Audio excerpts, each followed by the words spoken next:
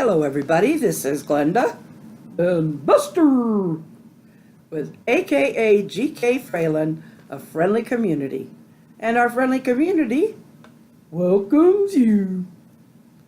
That was so sweet. We like you. I like them. Well, I'm glad you like them. What are we going to talk about tonight? Well, see what I did?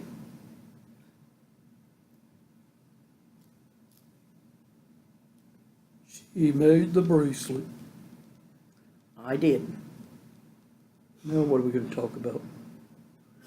I don't know. We'll figure it out as we go along. Okie dokie.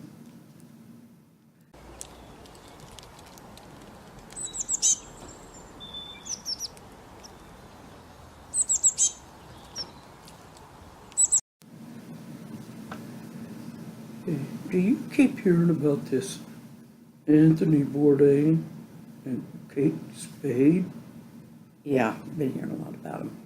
I really wasn't going to talk about it, but What is suicide? suicide is when someone takes their own life. Why does that happen? Animals don't. Not on purpose. Well, not that we know of. Many times it happens because of a chemical imbalance in the brain, is how it was explained to me. And a person can get into a deep depression and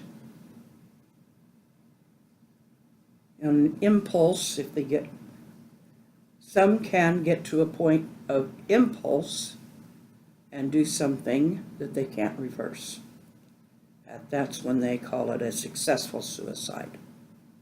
Success, that's an awful word to put with that. Well, it doesn't mean a good thing. It means that they accomplished what they started to do, which wasn't a good thing. That's so sad. Don't you have something like that? I am bipolar, but I'm under control. What happened to you? Well, I guess a lot of it it's a genetic thing. So does everybody with that gene get bipolar or whatever you are? No. I don't know exactly how it works. I mean, not everybody who has a genetic tendency toward diabetes gets diabetes. Genetics is awfully hard to explain. I know I don't understand it. Without drawing a model out, there's not much I can do, except to say that it causes a chemical imbalance in the brain. Are there other things that can cause a person to do that? Well, yeah. I mean, unfortunately, yes. And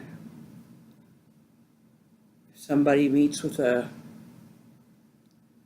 something sudden that they consider as so bad they just can't live anymore, and as soon as they may do something and then realize before they can stop it, or hopefully before when they can still stop it, that things do get better. Did you ever actually try? No. No, I scared myself. I scared myself and I got help. I didn't know what was wrong with me, but I went to a doctor. My family was kind of alerting me first before I finally scared myself. Oh, I would have things called a dissociative episode where I just could not hear. Well, I could hear, a lot of times I could hear what they were saying. I could even maybe hear them asking me something, but I couldn't respond. Sometimes I was just totally gone. I just was, it was like my whole brain would just shut down for a while. That had to be awful. Well, it was, because it made people around me very uncomfortable and a lot of times angry because they thought that I just plain wasn't paying attention. And that wasn't it? No. I didn't know what it was until the doctors told me that that's called dissociative dissociative disorder, whatever. Sometimes my brain just wouldn't process anymore, and it would just, that I think was caused more by stress related to my bipolar depression or whatever, but stress nonetheless. Other things? Well, sometimes things, I mean, people have hardships throughout life. A lot of it depends on how severe it is, how it was handled at the time, things like that that can contribute to our self-esteem or how we see ourselves. And how we see ourselves often affects how other people see us too. There's a lot to being human. There is a lot to being human. Isn't there stuff to being a dog? Well, yeah, but I'm a puppet dog. That's true. I don't know how real dogs feel. Well, I think they feel emotion. I don't think they think about anything like that. It's complicated when you don't know their language, isn't it? Yes, it is. Boy, I feel sad sometimes. Is that depressed? Just being sad about something? No, that's not being depressed. A person could be depressed without having a clinical disorder. Just, they could just be depressed because of a lot of things going on. Doesn't mean that they're going to hurt themselves. They're just feeling low, blue. Is that what people mean when they say they have the blues? Yep. That's what they mean. What do we do about things like this? Well, like I said, I wasn't really... At first, I didn't want to talk about it tonight. But you're letting me talk to you about it. Yes, I am, because I don't want to not talk about it either. It's not something I'm ashamed of. No? No, I mean, there were times when I was.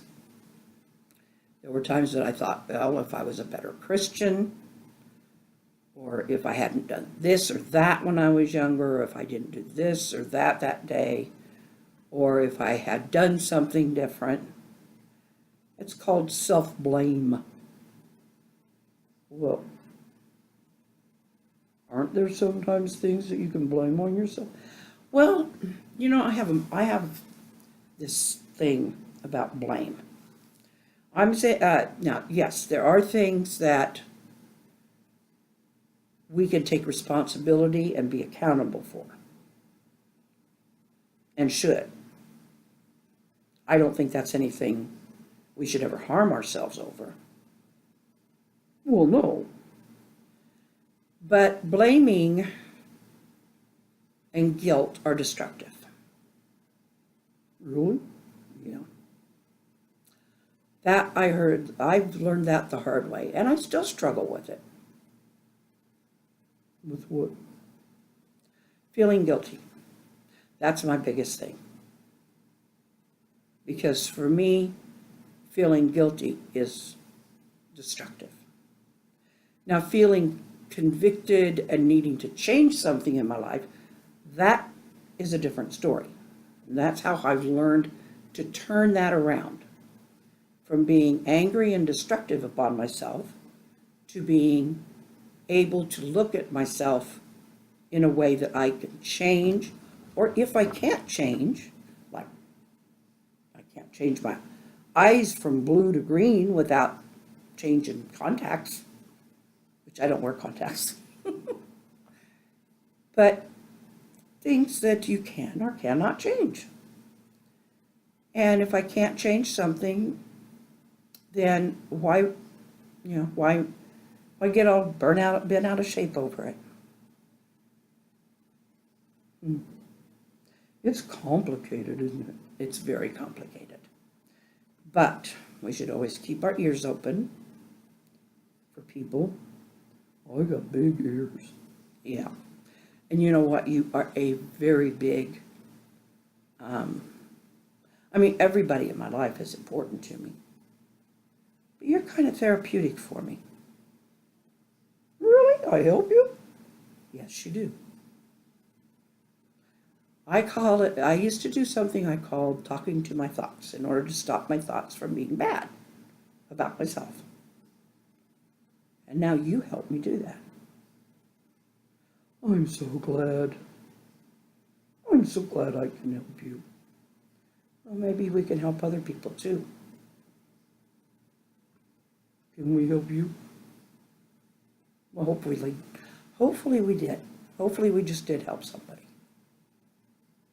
I hope so. Promise me you'll never do anything to hurt yourself. Can't promise I'll never be depressed, but I promise I will try to tell somebody if I am. Well, probably Joe first, because Joe, he'll make sure I get help. Yeah, I can't dial a phone. I love you. I love you too. What should we say to them out there?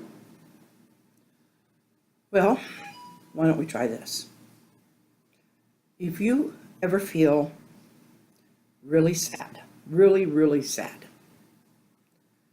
and you're wondering about if you like the world or you want to be in the world anymore, but you don't want to talk to anybody about it, that's when you talk to somebody about it. Even before then. Before you get to that point of feeling like you want to hurt yourself, call somebody. You might think you won't get there, or if you do, that you will control it. And you can only hope that would be the case. You can't know that. So please do, and be around safe people. People who will be safe for you and help you and not shame you. That's why I keep a safe site. I don't let bullies in here. We discuss, but we don't let bullies in. And I love all of you. Don't ever be afraid. You don't have to be public, but don't ever be afraid to find someone and just talk. Cry it out, talk it out, whatever you need to do. And it's up to them to keep your confidence. And I will see you tomorrow. Me too, me too. Much happier. I hope so. I did not like talking about this. Don't they say most people who are depressed don't like to talk about it? Yes, I did say that.